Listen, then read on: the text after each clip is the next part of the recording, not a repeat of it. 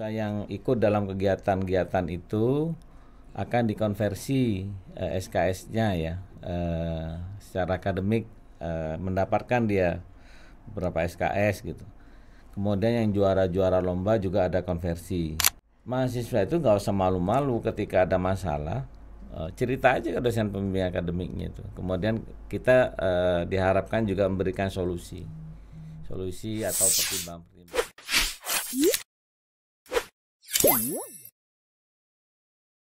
Assalamualaikum warahmatullahi wabarakatuh.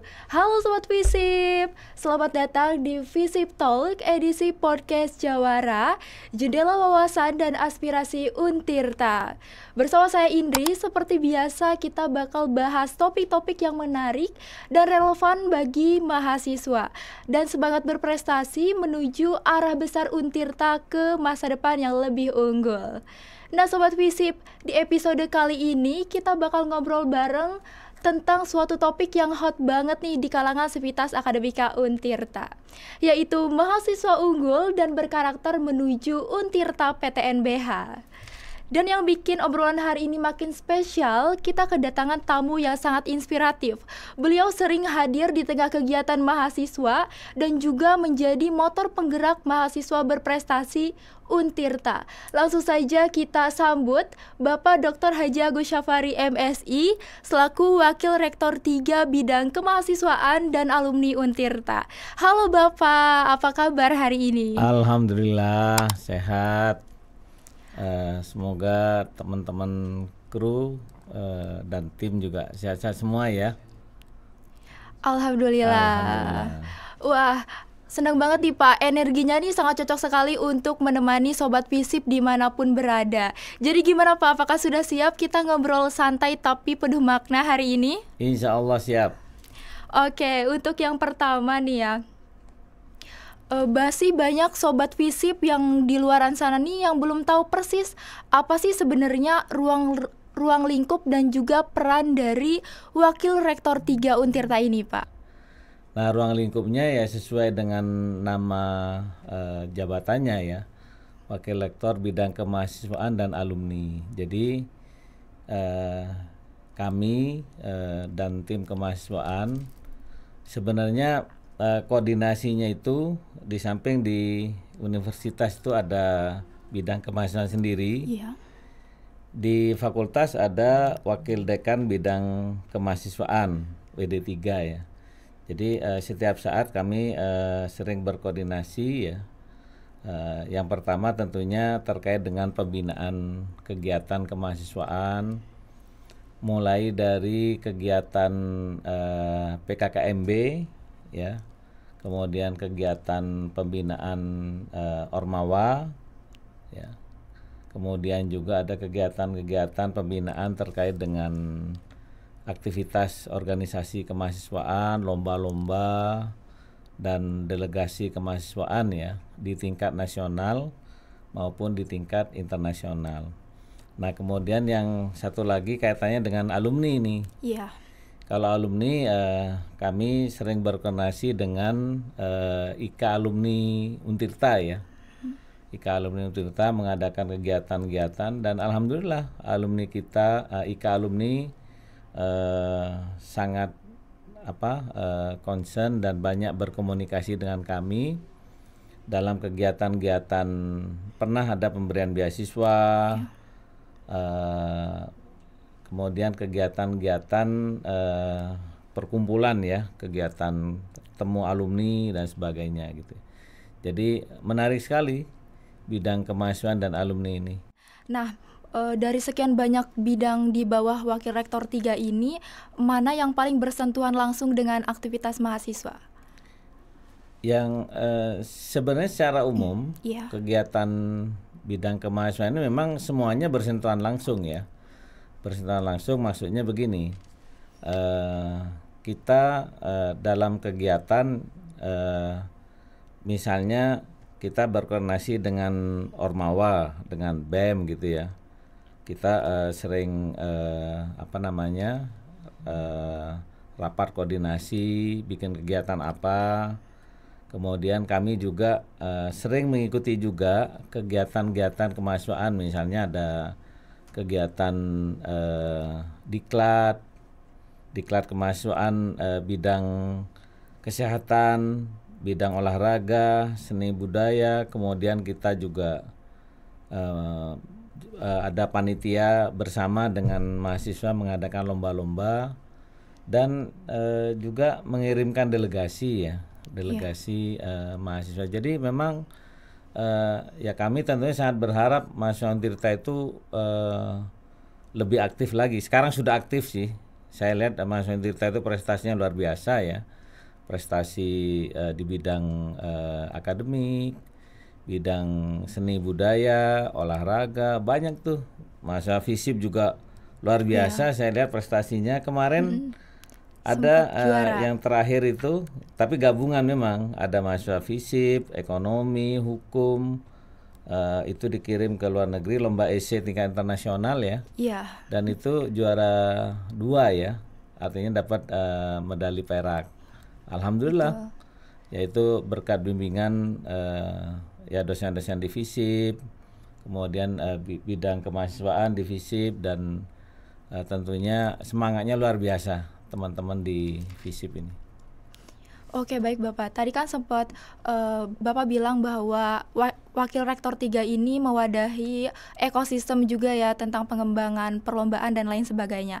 Nah, berarti Wakil Rektor 3 ini bukan hanya mengurus urusan administratif saja ya Pak, tapi juga membentuk ekosistem pengembangan diri mahasiswa yang lebih luas. Ada nggak sih Pak caranya dari Wakil Rektor itu sendiri untuk mengembangkan ekosistem pengembangan diri mahasiswa itu seperti apa?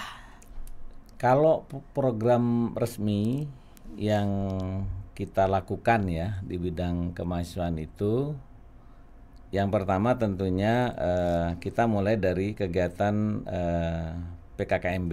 Yeah. Di dalam kegiatan PKKMB itu sudah ada tuh pengenalan tentang cara belajar di perguruan tinggi, pengenalan tentang karakter mahasiswa yang baik itu seperti apa ya.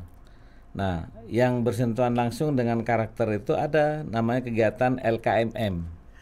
LKMM. Latihan Kepemimpinan Manajemen Mahasiswa.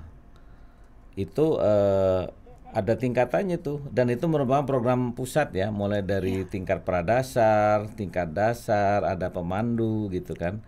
Itu yang dilakukan. Kemudian di luar kegiatan LKMM itu juga ada kegiatan pembinaan ya, pembinaan ormawa, pembinaan mahasiswa ya, terkait dengan bagaimana memotivasi mahasiswa untuk terlibat aktif dalam kegiatan kemahasiswaan ya, kira-kira begitu.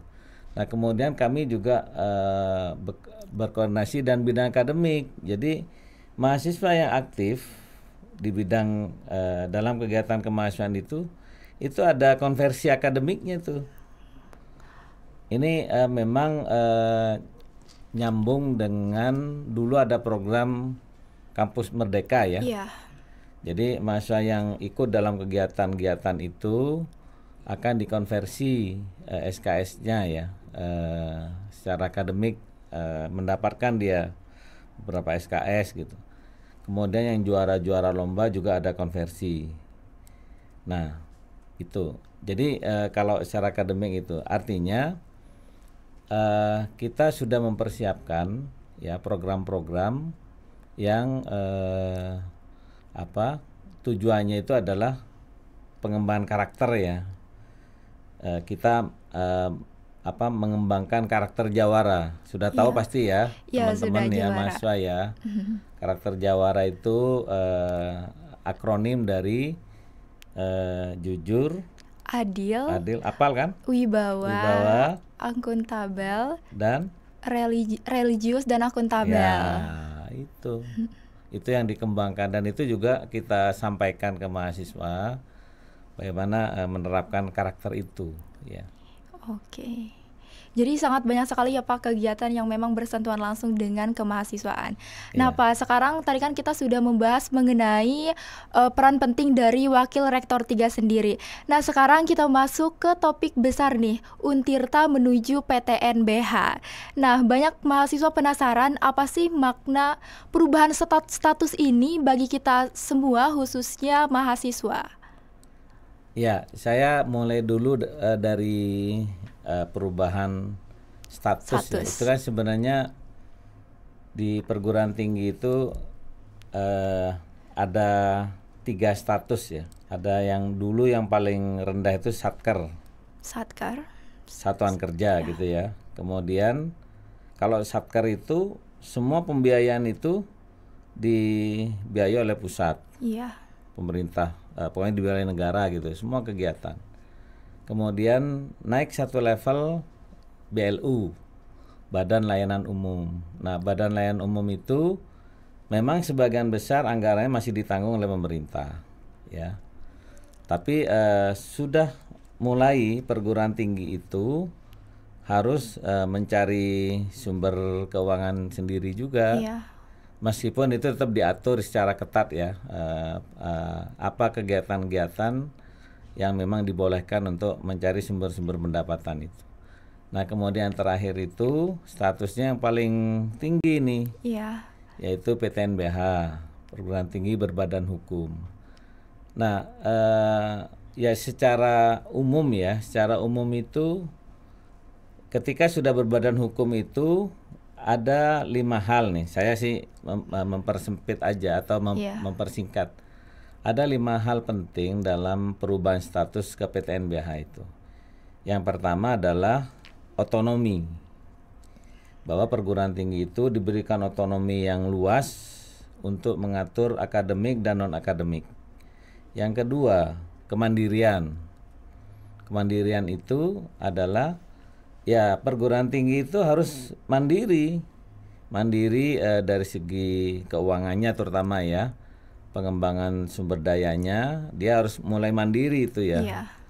Ya lambat laun anggarannya sudah mulai dikurangi oleh pusat. Yang ketiga itu kaitannya dengan akuntabilitas. Pertanggungjawabannya ketika sudah PTNBH itu memang semakin pertanggungjawaban semakin terbuka, lebih transparan gitu ya. Nah, yang ketiga berbasis kinerja. Iya. Berbasis kinerja dan kualitas. Jadi ketika perguruan tinggi sudah dinaikkan menjadi PTNBH ya kinerja dan kualitasnya harus semakin baik. Dan yang terakhir, ini yang penting, sangat penting juga itu, kolaborasi atau kemitraan. Jadi perguruan tinggi itu harus memperbanyak kemitraan dengan semua pihak, dengan swasta, dengan pemerintah, baik pemerintah pusat, pemerintah daerah, dengan luar negeri, dan dengan pihak-pihak yang memang tujuannya adalah bagaimana perguruan tinggi itu bisa lebih mandiri dan otonom tadi. Iya. Lebih mandiri ya, arahnya ke sana. Nah, itu sebenarnya sih filosofi PTNBH itu. Oke, jadi Ya. tadi kita sudah membahas sedikit mengenai PTNBH. Iya. Ada nggak sih Pak kayak semisal strategi khusus yang dilakukan Untirta untuk mencapai PTNBH? Nah, 3 tahun terakhir atau sekitar 2-3 tahun terakhir itu, Untirta itu sudah masuk masa transisi. Iya. Kita memang dalam tanda petik sudah dipantau oleh pusat ya sebagai perguruan tinggi yang sehat, yang potensial, yang perkembangannya bagus gitu ya, sangat bagus, sehingga dari pusat, dari kementerian itu melihat oh Untirta ini sudah saatnya nih menuju ke PTNBH. Sehingga di masa transisi ini kita memang ada bantuan anggaran untuk persiapan. Ya yang tahu persis memang bidang R2 ya, berapa anggaran itu ya untuk transisi. Nah, sehingga yang perlu dipersiapkan itu dalam PTNBH itu yang pertama kita harus sudah mulai mencari sumber-sumber pendapatan. Iya. Tidak hanya bergantung kepada UKT mahasiswa, tetapi harus ada unit bisnis. unit bisnis yang lebih banyak ya. Nah, gimana caranya? Semua aset Untirta dihitung, dilihat mana yang potensial aset-aset untuk dikembangkan menjadi unit bisnis. Kemudian kegiatan-kegiatan apa yang itu juga akan memberikan pemasukan. Misalnya nih, penelitian misalnya ya. Penelitian kan kita punya penelitian tuh. Penelitian misalnya dipatenkan, dijual kan. Itu kita bisa jadi income. Sumber daya manusia, dosen-dosen kita kan banyak yang sudah doktor, profesor, melakukan kegiatan workshop, kegiatan pelatihan, kegiatan apa di luar gitu ya. Yang itu pun juga jadi income buat kita. Ya. Nah kemudian termasuk juga mahasiswanya nih, saya mau nyinggung mahasiswanya nih. Bagaimana mahasiswa? Nah mahasiswa itu ada dua hal ya terkait dengan PTNBH. Yang pertama memang kaitannya dengan partisipasinya yang harus lebih tinggi nih mahasiswa. Jadi mahasiswa itu di dalam menuju PTNBH itu diharapkan berpartisipasi. Jadi mahasiswa yang berprestasi itu bisa lebih tinggi ya. Kemudian mahasiswa juga bisa memberikan masukan-masukan ke perguruan tinggi. Apa masukannya? Kira-kira apa ide-ide mahasiswa yang bisa menjadikan Untirta itu menjadi semakin baik, semakin bagus ketika sudah masuk ke PTNBH. Nah kemudian yang kedua, yang pertama tadi partisipasi ya. Yang kedua tentunya ya tentunya kemampuan mahasiswa. Kemampuan mahasiswa dalam hal apa ya? Ya kemampuan terutama dalam hal bagaimana kontribusi mahasiswa. Kontribusi mahasiswa itu dengan cara apa? Misalnya kita bisa menambah jumlah mahasiswa nih. Jumlah mahasiswa, prodi ditambah, jumlah mahasiswa yang masuk semakin banyak. Sehingga dengan jumlah mahasiswa yang banyak maka akan mendatangkan UKT. Meskipun itu tidak satu-satunya seperti tadi saya sampaikan di awal ya. Yaitu menjadi salah satu sumber UKT, tapi sumber-sumber yang lain juga harus dioptimalkan. Kira-kira begitu. Ada nggak sih Pak cara untuk mengoptimalkan hal tersebut itu bisa dilakukan dengan hal apa gitu? Ya, yang bisa dilakukan untuk kemahasiswa tentunya ya. Jadi begini, prestasi mahasiswa itu sebenarnya juga menjadi daya jual. Daya jual Untirta ya. Ke depan nih, daya jual Untirta itu artinya begini. Semakin banyak mahasiswa yang berprestasi, maka banyak program-program yang bisa dilakukan dengan berkolaborasi nih. Misalnya dengan perusahaan nasional, multinasional, dengan pemerintah daerah. Nah itu kan tentunya image Untirta semakin tinggi kan? Dengan prestasi mahasiswa itu maka akan banyak yang mau bekerja sama dengan Untirta. Jadi lewat mahasiswa itu sebenarnya itu akan mendatangkan keuntungan juga ya dalam tanda petik nih. Jadi semakin banyak mahasiswa yang berprestasi, kemudian semakin banyak program-program kerjasama mahasiswa magang misalnya kan. Nah itu akan menaikkan image citra perguruan tinggi, sehingga banyak yang akan Untirta bagus nih, kita mau kerjasama nih, kerjasama penelitian, kerjasama pelibatan mahasiswa dalam kegiatan apa saja gitu. Dan itu pada akhirnya akan mendapatkan income bagi Untirta ya. Kira-kira begitu. Oke, nah tadi kan kita sudah membahas mengenai PTNBH. Nah, jika seandainya Untirta menjadi PTNBH, ada nggak sih Pak perubahan yang khusus yang terjadi setelah adanya PTNBH itu? perubahan yang terjadi tentunya tadi fleksibilitas, Iya. kemandirian dan otonomi tadi itu. Fleksibilitas itu artinya begini. Ketika sudah menjadi PTNBH, maka kita diberikan keleluasaan yang lebih dalam mengelola sumber daya. Iya. Baik itu sumber daya manusianya, sumber daya keuangan, sumber daya aset gitu ya.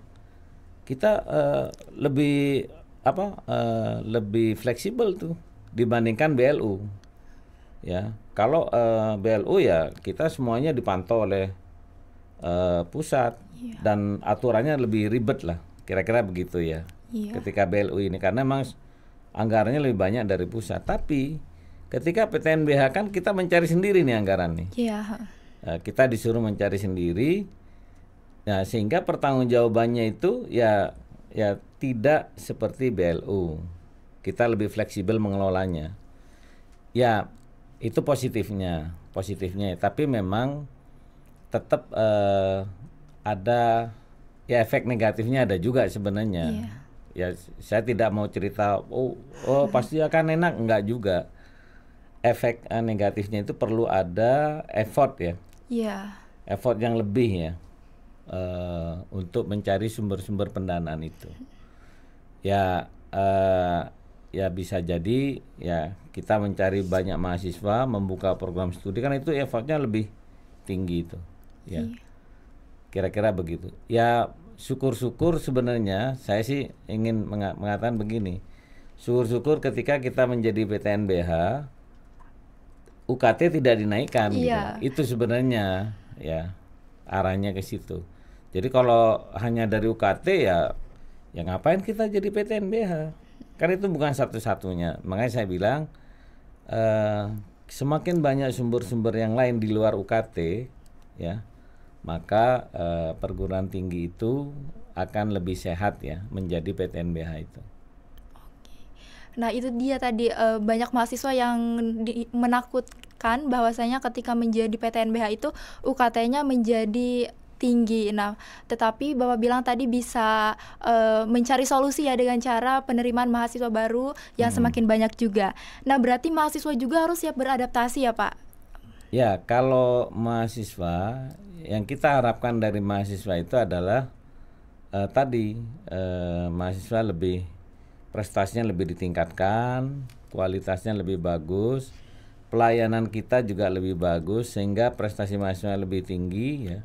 Sehingga tadi kita mahasiswa itu bisa menjadi daya jual untuk bekerja sama dengan pihak-pihak yang lain. Oke, jadi sangat menarik sekali ya Pak. Jadi PTNBH itu bukan cuma soal status tapi juga perubahan budaya dan akademik juga ya? Ya, memang ketika kita menjadi PTNBH ya kita harus siap ya, siap ke 5 poin tadi ya. Iya. Otonomi, kemandirian, akuntabilitas, kualitas dan kinerja dan kemitraan harus siap itu. Iya. Kalau itu udah siap, saya pikir kita ini ya bisa lebih. Kalau ini take off-nya itu lebih enak tuh ke PTNBH. Tapi yang jelas sekarang kita lagi proses mengarah ke sana dan ya sebenarnya kita tidak buru-buru juga menjadi PTNBH sih, artinya harus tahun depan nggak juga. Kita harus mempersiapkan betul ya. Sumber daya kita, peluang-peluang yang ada ya. Kemudian kita menghitung ya. Kalau memang dalam setahun, 2 tahun, 3 tahun ini kita siap ya, kita mengajukan gitu. Iya. Kira-kira begitu. Jadi tidak otomatis harus tahun depan, enggak. Oke, dari tadi kita sering membahas mengenai mahasiswa yang berprestasi ya Pak. Nah, kita tahu bahwa mahasiswa Untirta ini makin sering menorehkan prestasi di berbagai bidang. Nah, apa sih Pak strategi yang dilakukan oleh Wakil Rektor 3 untuk menjaga dan meningkatkan semangat berprestasi itu? Jadi memang ada 2 hal ya. Iya. 2 hal yang dilakukan bidang kemahasiswaan. Ini tidak saja di kemahasiswaan universitas, tapi juga di fakultas. Iya. Yang pertama tentunya kaitannya dengan pengembangan ya, pengembangan mahasiswa, baik itu akademik maupun non akademik. Kita mendorong mahasiswa untuk ikut kegiatan-kegiatan lomba-lomba sebanyak mungkin. Nah, tentunya sudah ada pembinaan sebelumnya ya, pembinaan lomba-lomba sains, lomba seni budaya, olahraga itu ini. Kemudian yang kedua ini yang menarik juga tuh. Iya. Apresiasi. Sebenarnya universitas juga memberikan apresiasi ke mahasiswa yang berprestasi, meskipun memang ya tidak banyak, ada ya apresiasi itu, dan kita mendorong fakultas juga memberikan apresiasi. Nah, apresiasi itu ada 3 hal ya. Yang pertama ada yang itu di SK Rektor ada tuh, jadi apresiasi dalam bentuk UKT, misalnya dibebaskan UKT. Bebas UKT, Ya, terus? tapi itu kalau level nasional ya. Iya. Level nasional itu Berarti beda lagi ya? Ya, di level nasional itu ada yang bebas UKT. Yang kedua, konversi akademik. Konversi akademik kan menarik juga tuh, kalau dia juara nasional berapa SKS tuh mahasiswa diakui itu. Iya. Artinya dia tidak perlu menempuh akademik dong. Nah, yang ketiga ini ya dalam bentuk uang, bantuan ya. Iya. Ya, bantuan apakah misalnya juara nasional dapat sekian misalnya.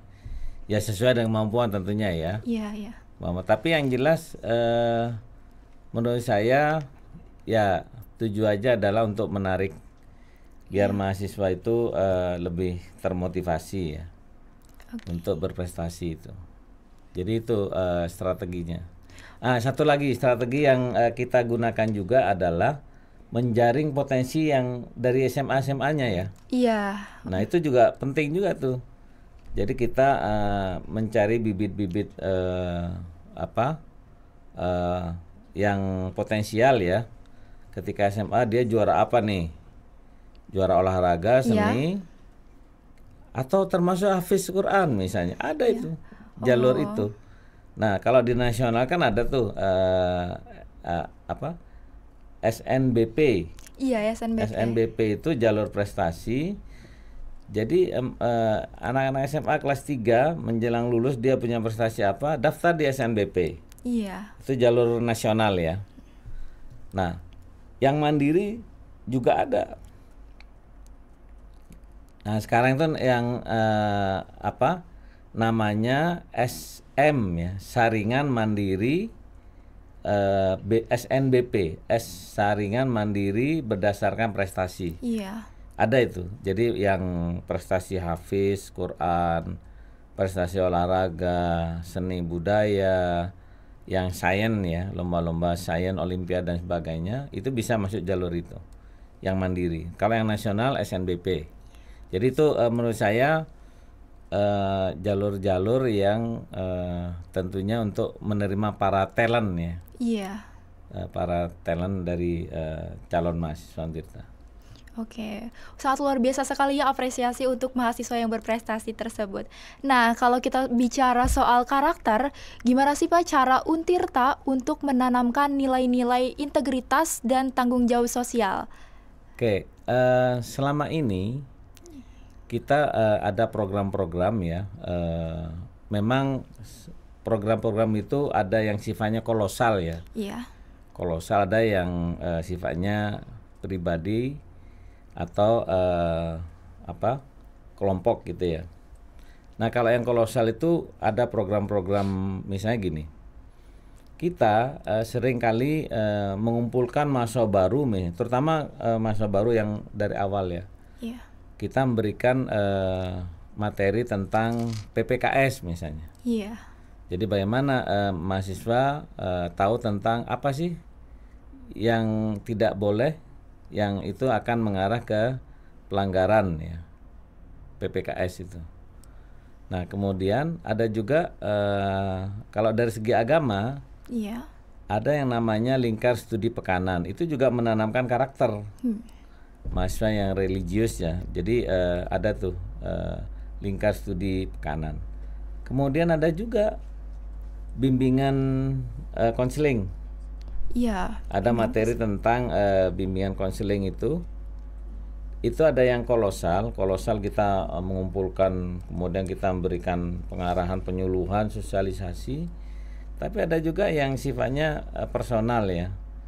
Nah sekarang, ini baru dikembangkan juga itu. Setiap pembimbing akademik diwajibkan juga sekarang, juga tidak hanya membimbing akademik saja, tapi dia juga harus bisa mengorek bidang yang lain ya. Makanya saya sebenarnya berharap begini juga nih, saya sebagai dosen PA juga ya. Iya.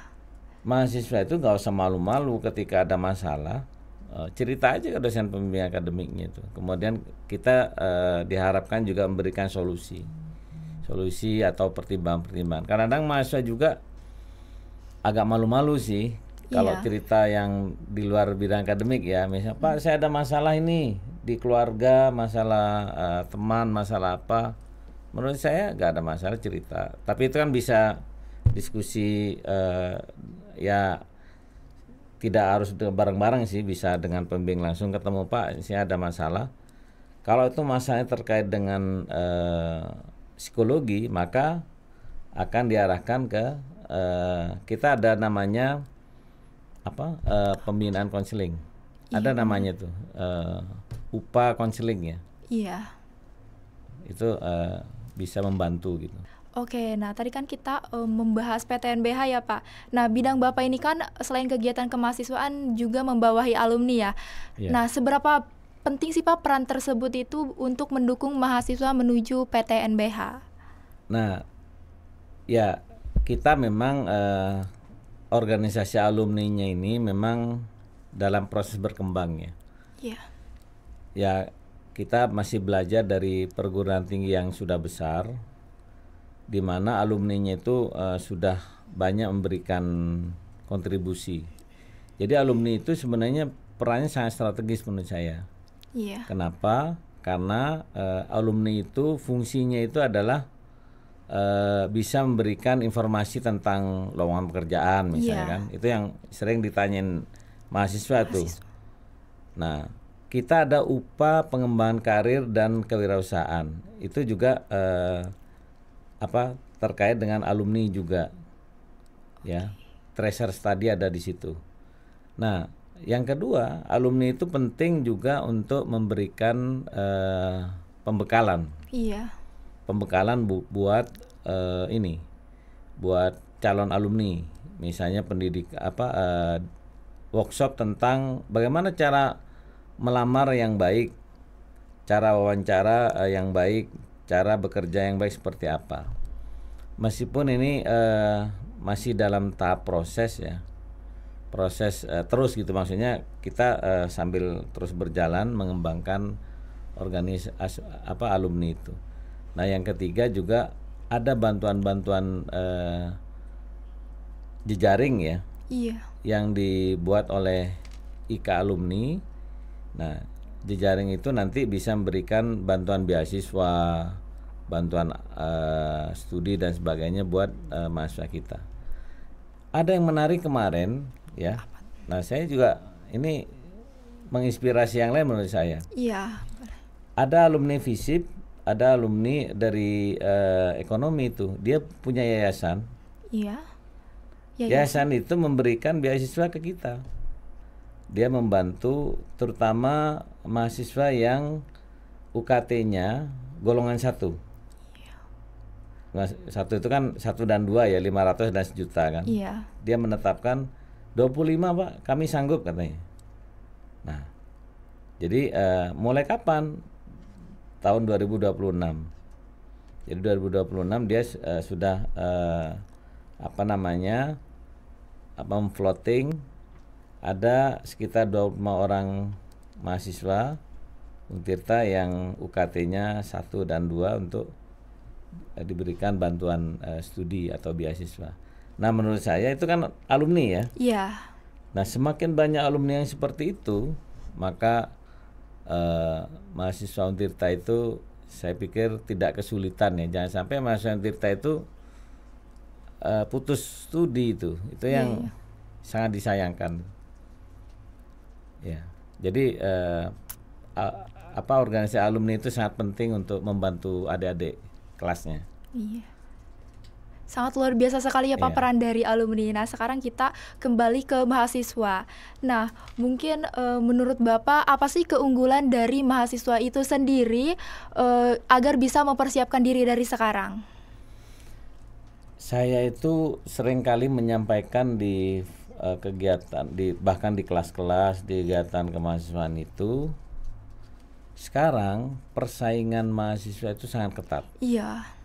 Sangat ketat. Jadi tidak cukup mahasiswa itu hanya dia secara akademik pintar. Iya. Ya, tetapi yang dibutuhkan itu juga adalah dia punya keahlian lainnya. Nah, oleh karena itu saya sering menyampaikan, nah mahasiswa harus punya keunggulan lainnya. Keunggulan lainnya apa saja? Yang pertama, saya sering menyampaikan juga karena saya di bidang kemahasiswaan, saya bilang mahasiswa harus aktif dalam organisasi. Iya. Kenapa? Itu akan meningkatkan performa dia ketika dia jadi alumni. Itu yang pertama tuh. Dia harus aktif di bidang organisasi. Termasuk Anda semuanya yang aktif nih, organisasi apapun itu penting sekali. Iya. Ya, yang mahasiswa komunikasi, AN, AP ya, pemerintahan atau di fakultas lain harus aktif dalam organisasi. Silakan organisasi apa saja yang positif. Yang kedua, dia juga harus punya kompetensi lainnya. Kompetensi apa nih yang dibutuhkan sekarang? Bahasa. Iya. Bahasa asing terutama ya. Yang kedua, kompetensi praktek nih misalnya nih. Kalau komunikasi misalnya, dia punya kompetensi tentang PR misalnya. Iya. Di luar studi ininya ya, tentang public relation, fotografi, dia punya sertifikat tuh. Kita ada LSP itu. LSP itu lembaga sertifikasi profesi. Iya. Oh iya ya. Yang di Tirta ada. Nah, jadi ketika mahasiswa ikut dari lembaga sertifikasi itu kan punya tuh. Iya. Punya ada yang akuntansi, ada yang teknik, ada yang agribisnis, ada yang hukum dan sebagainya. Ada tuh di LSP itu. Nah kemudian ikut itu. Bisa juga tidak harus LSP yang di Untirta, ikut sertifikasi di luar, itu menurut saya nilai tambah. Iya. Jadi begini, saya sering mengatakan, Anda IP-nya berapa? 3,9 misalnya nih. Kan banyak tuh 3,7, sekarang IP-nya bagus nih. Punya keahlian lain nggak? Nah, pasti akan ditanya tuh, apa? Oh, saya punya TOEFL, silahkan disertakan tuh. Punya sertifikat PR, sertifikat apa? Misalnya jurnalistik misalnya. Sertifikat apa lagi yang lain tuh? Iya. Wah, itu perusahaan akan mencari itu. Nah, kemudian kegiatan-kegiatan magang menurut saya itu juga penting ya. Kegiatan magang buat mahasiswa itu, magang-magang kegiatan apa saja yang memang menunjang keilmuannya itu juga jadi nilai tambah itu. Nah, sekarang sudah banyak dibuka seperti itu ya. Misalnya ini contoh di FISIP ada lembaga ini nih, penyiaran kan. Iya. Di ekonomi ada kafe. Iya. Mahasiswa yang ikut terlibat dalam kegiatan seperti itu, yang sejenis lah ya, itu pengalamannya luar biasa itu. Jadi mereka nggak pusing tuh, oh sudah pengalaman kerja di kafe di ekonomi tuh, sudah pernah jadi penyiar di FISIP atau di teknik apa misalnya. Itu akan nggak pusing tuh nanti. Ya artinya tidak hanya mengandalkan ijazah dan transkrip itu aja sih kalau saya melihatnya begitu. Oke, berarti ya tidak hanya mementingkan akademik saja ya Pak, tetapi dari non akademik pun itu harus memang aktif juga. Iya. Seperti itu. Saya sering mengatakan begini, buat mahasiswa ini juga pengalaman ya. Iya. yang menentukan kesuksesan seseorang itu ternyata dari 20 aspek ya, itu 10 terbesar itu non akademik atau yang saya sering menyebutkan soft skill ya. Iya, soft skill. Soft skill. Baru 10 ke atas itu baru tuh akademik. Nah, nilai akademik, nilai ini gitu. Iya. Tapi 10 di awal itu teratas itu bukan itu. Misalnya kejujuran, kedisiplinan, yang gitu-gitu tuh. Kemampuan komunikasi, kemampuan adaptasi. Iya. Ya. Nah, itu 10 terbesar itu. Makanya saya sering mengatakan itu soft skill yang harus dikuasai. Nah, yang akademik baru tuh 10 berikutnya. Iya. Jadi 20 dari 20 kurang lebih ya ciri orang yang sukses itu soft skill menduduki urutan 10 besar. Iya. Nah, jadi makanya saya sering menyampaikan, oke, Anda boleh IP-nya bagus. IP-nya 3,5, 3,7, 3,9, tapi harus diimbangi dengan kemampuan soft skill. Tadi ya, soft skill itu bisa bahasa Inggris, sertifikasi kompetensi, IT misalnya. Iya. Wah, itu luar biasa itu. Kalau punya kemampuan di luar akademik ya, makanya kita akan dicari itu oleh industri. Iya, iya. Kira-kira begitu. Oke, berarti soft skill itu sangat penting sekali ya, Pak. Iya. Nah, sebelum kita akhiri, ada nggak sih Pak pesan khusus untuk Sobat Visip maupun Sobat Jawara atau mahasiswa Untirta yang sedang menapaki akademik di tengah transformasi besar ini? Ya, menurut saya ada pesan ya buat Sobat Visip, Sobat Jawara, mahasiswa Untirta semuanya. Yang pertama, ya tentunya karena ini di dunia kampus, tetap yang pertama tingkatkan kemampuan akademik. Iya. Itu yang pertama ya. Kemampuan akademik itu ya terkait dengan ya nilai-nilai akademik. Anda harus IP-nya harus tinggi. IP-nya harus tinggi. Nah, yang kedua, tingkatkan soft skill. Iya.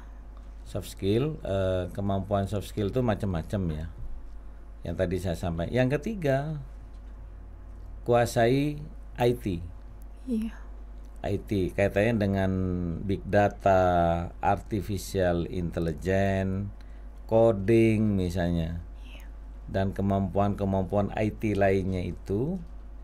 Nah, sehingga lulusan Untirta tidak hanya kemampuan akademisnya yang bagus. Iya. Tetapi kemampuan soft skill-nya bagus, kemampuan IT-nya juga bagus, kemampuan bahasa dan lain-lain. Nah, yang keempat, jangan lupa aktif dalam organisasi. Iya. Nah, itu menurut saya penting. Nah, yang kelima, ini penting, sangat penting juga tuh. Harus rajin beribadah, berdoa, ya. Minta doa dari orang tua. Nah, itu penting juga itu. Jadi dari semuanya tadi itu ya semuanya akan mendukung kesuksesan mahasiswa dan alumni Untirta yang bagus-bagus dan sangat potensial ini. Kira-kira itu. Oke, jadi soft skill dan hard skill itu memang selalu berdampingan ya Pak, dan juga untuk mencapai hal tersebut tentunya diiringi oleh doa dari orang tua juga. Oke, Masya Allah, luar biasa sekali ya Pak, sangat menginspirasi. Terima kasih banyak atas waktunya dan insight luar biasa hari ini. Nah, Sobat Visip dan Sobat Jawara, luar biasa banget obrolan kita hari ini di Visip Talk edisi podcast Jawara. Dari Pak Agus kita belajar bahwa untuk menuju PTNBH ini bukan hanya soal perubahan status, tetapi juga soal perubahan mental, karakter, dan semangat berprestasi mahasiswa. Terima kasih banyak Bapak Dr. Agus Syafari MSI atas waktunya dan inspirasinya. Baik Sobat Visip, jangan lupa terus nantikan episode Visip Talk berikutnya hanya di kanal YouTube Visip Untirta. Sampai jumpa, tetap semangat, salam Untirta Jawara, Visip Brotherhood.